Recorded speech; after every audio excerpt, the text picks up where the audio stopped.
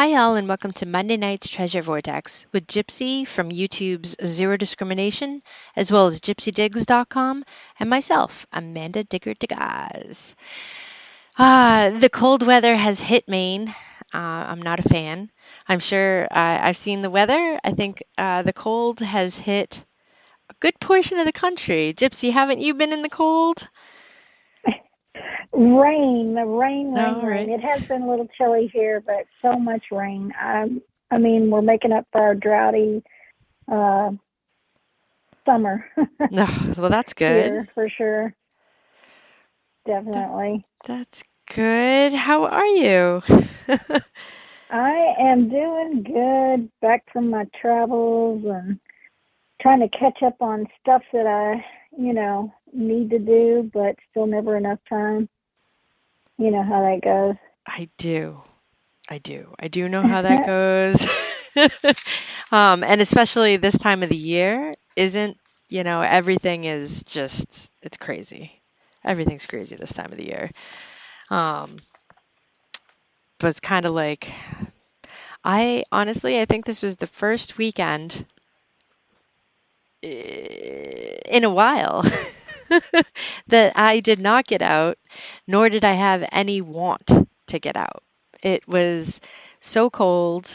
It said it was like 22, but real feel of 14, or like I think the next day was 25, but real feel of 19, and it was windy, and I was just like, no, no, I have no desire to get like freezing cold. It was not. Right.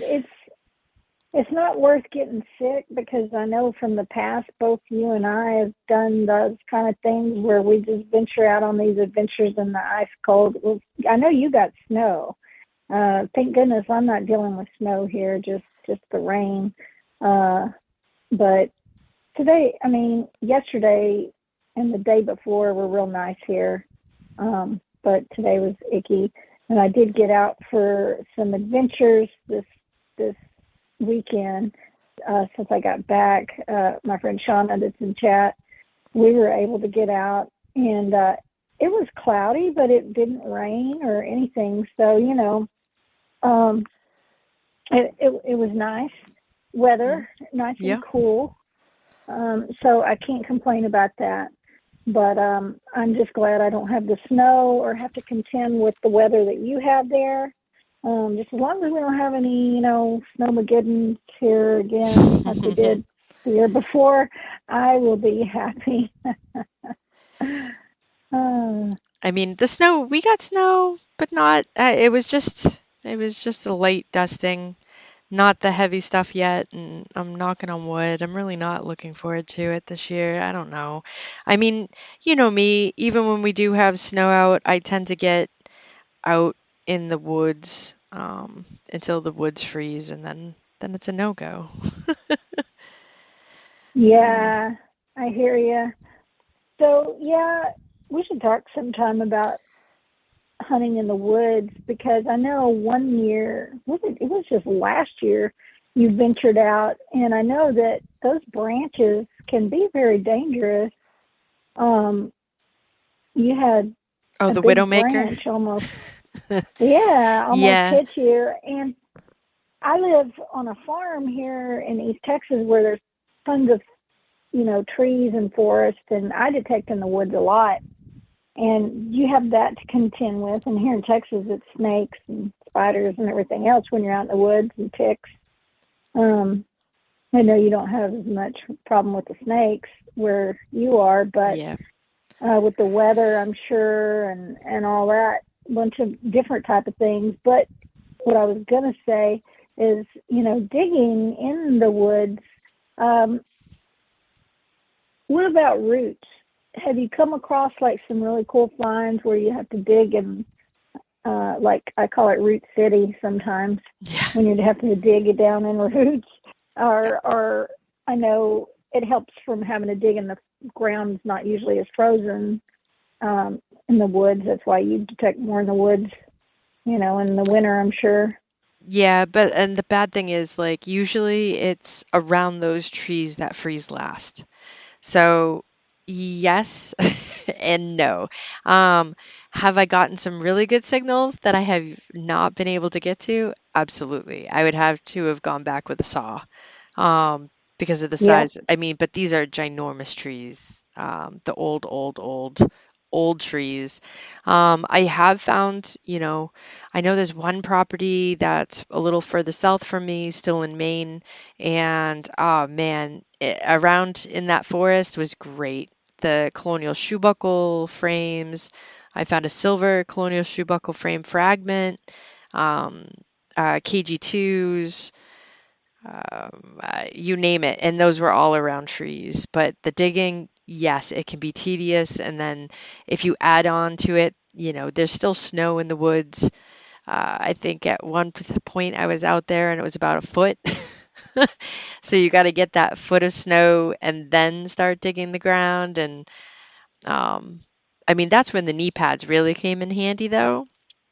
They kept my knees, somewhat warmer and dry, whereas the gel, I have one of those like the hard gel pack on the outside to be able to dig. So kneeling in the snow, I wasn't getting my knees wet, I wasn't freezing.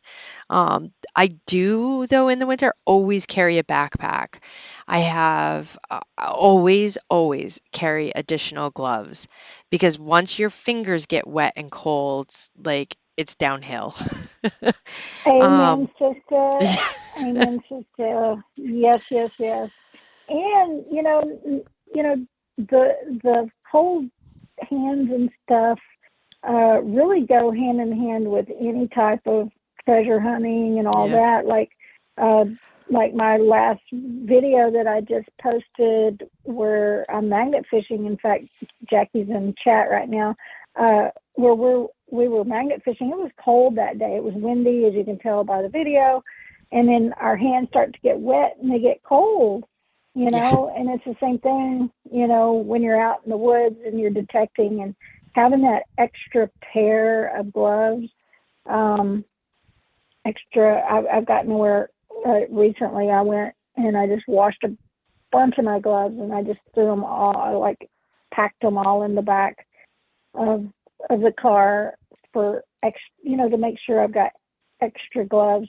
Hmm. Also, when you're detecting with friends, you know, um, that don't always, get out, and they might bring one pair or something like that. It's best to have several pairs and different kinds too. Yeah. Um, Yep. I'm sure you need like a thick winter glove where you are if you're going out. Um, I layer. you know, I don't yeah, do right. because the thick gloves make it really difficult to find the item when you're like digging, and it starts to impede on your grip on the machine. But so I do layers, and then I have like not a zip tie, but I have one of those really long like bread ties.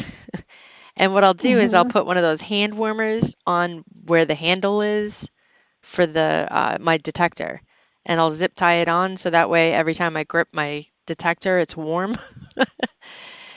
That is Um, so smart. That is so smart because I noticed when, we had went, where was it? Well, when I came to visit you, but also other places you and I have hunted where it's just freezing cold and your shovel gets cold. And then you may have on several layers of gloves, and you may even have one of those little, like you and I, we've talked about this before on the podcast, where you buy those little hand warmers yeah. Yep. things, inserts, and you can put them in your feet, and you can put them in, in your boots, your shoes, and the ones in your hands and stuff. Those help, so much. And like I've seen you, didn't you do that before? I mean, you can wrap them, like you said, on your end of your shovel Yep. handle as well. Yeah. The shovel handle I don't do because I've got the T-bar and it's all metal. Now, wet gloves and that metal T-bar can really hurt as well. So my T-bar, I actually dress with like it's tennis racket or hockey stick padding, and then I used an Okay. electric tape over the padding. So what it did is it added an extra layer, and then that helps so I'm not gripping the metal with my gloves at the same time. I found though in this past spring when it was mud season, having that made it really easy to you To know, hold my to shovel and grip. dig. Yeah, instead of having it slip and slide with the and Very then, smart. you Very know, smart. if I want to add more padding or I want to change the color or whatnot, it's an easy cut because it's electric tape and you can Right. really stretch it and I can add even more padding and it's lightweight, Very so I'm not smart. adding extra weight to my digger. So, but yeah, that's I definitely my really, I really need to do that. I need to find out, where do you order? Do you just get yours from Amazon? You're like your different colors of electrical tape. No, it was Walmart and then like the padding, actually I think probably Walmart or one of the sports stores has the padding. You can go and see there's all different, um, measurement like thickness. And Mm-hmm. then yeah, electric tape, you can go to any like Ace Hardware. And then some people I know they don't use the electric tape, instead they'll do the duct tape over it. And that, my gosh, you've seen, I don't know if you've seen the duct tape section of like I said, what Walmart or whatnot, but they have just about every color, every design, every pattern. I think I saw that they had rubber Cool. duckies on duct tape. I'm like, what? Yeah, that's cool. Wow. Yeah, Shauna said you can get it that at Academy as Mm, well. So I'm gonna have to check that out for sure. I need to winterize all my stuff because I haven't done that yet. Another thing, someone mentioned in chat about boots, and wearing the yeah. proper boots and stuff.